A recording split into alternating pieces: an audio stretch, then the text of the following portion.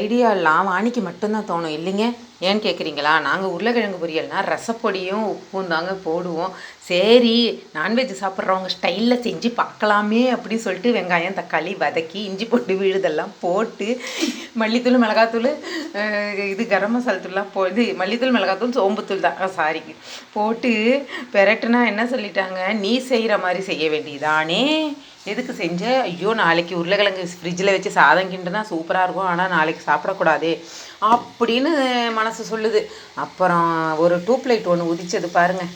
கடல மாவு, கொஞ்சம் அரிசி மாவு, கொஞ்சம் கார்ன்ஃப்ளவர் மாவு, தருங்க காமிக்கிறதுக்கு கூட ஒரு பீஸ் இல்லை, எல்லாத்தையும் முடிச்சு விடுங்க. மயனஸ் சாஸ் வச்சு அவ்வளோதான். ஏன்னா இதிலே நான் தூக்கலாக போட்டிருக்கேன், உப்பு மிளகாத்தூள்லாம் ஒன்றுமே போடல. கடல மாவு கொஞ்சம் சேர்த்தி, அரிசி மாவு ஒரு 2 ஸ்பூனு, கார்ன்ஃப்ளவர் மாவு ஒரு 3 ஸ்பூனு, சரிங்களா? சூப்பராக இருக்குதுங்க. அப்படியே கமெண்ட் கொடுங்களேங்க, எனக்கும் படித்து பார்க்கணுன்னு ஆசையாக இருக்காதா? உங்களுக்கு தோணுமா இந்த மாதிரி ஐடியாலாம்? சரி கமெண்ட் கொடுங்க. பொருள் விற்கிற விலைக்கு குப்பைக்கு போதேன்னு ரொம்ப கவலைப்பட்டேங்க.